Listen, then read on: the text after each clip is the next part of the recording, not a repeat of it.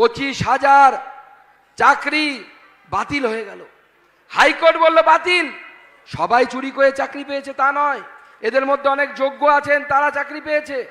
কিন্তু রাজ্য সরকারের অপদার্থতার জন্য, রাজ্য সরকারের ভুলের জন্য 25,000 লোকের আজকে চাকরি হয়ে গেল, হারিয়ে গেল।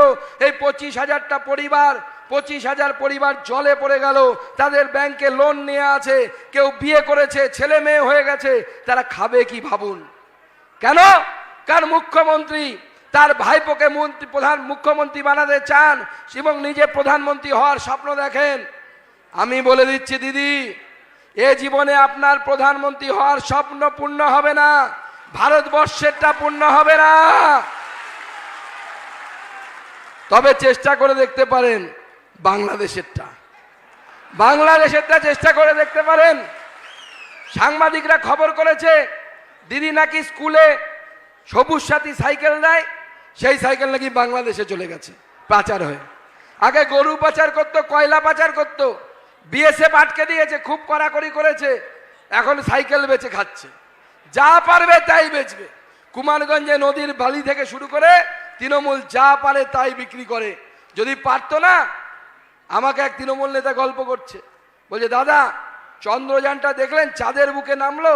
আমি বললাম হ্যাঁ দেখলাম, চন্দ্রযান চাঁদের বুকে নামলো। বলে আর কি দেখলেন? বলে আর দেখলাম চন্দ্রযান চাঁদের বুকে সুন্দর ভারতের অশোক স্তম্ভের ছবি এঁকে দিয়েছে, সবাই খুব খুশি। বলে দাদা আপনি কিচ্ছু বোঝেন না। বলে আমি কিচ্ছু বুঝি না মানে? আসল জিনিস তো দেখেননি। বলে কি? বলছে ওইখানে বালি ছিল অনেক, ওই বালি যদি চাঁদ থেকে এনে বেচা যেত তাহলে কত টাকা রোজগার করতে পারা যেত। এটা হচ্ছে তৃণমূল কংগ্রেস। তো দিদিমণি বলেছেন চাঁদে নাকি রাকেশ রোশনের জায়গায়, কি রাকেশ রোশন গেছিল রাকেশ শর্মার জায়গায়, ঋত্বিক রোশনের বাবা, চেনেন তো ঋত্বিক রোশনকে? তা আমি তখন বলেছিলাম, তারপরে দিদিমণি বললেন ইন্দিরা গান্ধী চাঁদে গেছিলেন।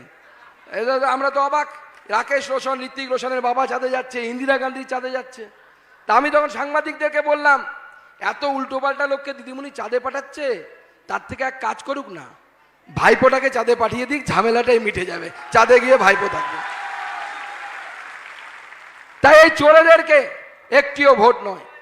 আজকে আমরা এই 5 বছরের মধ্যে 3 বছরে কাজের সুযোগ পেয়েছি, আর 2 বছর করোনাতে নষ্ট হয়েছে। করোনার সময় জানেন আপনারা এমপি ফান্ড থেকে 30 লাখ টাকা দিয়েছিলাম রাজ্য সরকারকে, আমার এমপি ফান্ড থেকে আপনাদের টাকা সেটা দিয়েছিলাম। বলেছিলাম ভালো যন্ত্রপাতি কিনুন বালুরঘাট হসপিটালে, যাতে এখানকার গরিব মানুষ চিকিৎসা পায়। 30 লাখ টাকার কি কিনেছিল জানেন রাজ্য সরকার? Mask, sanitiser.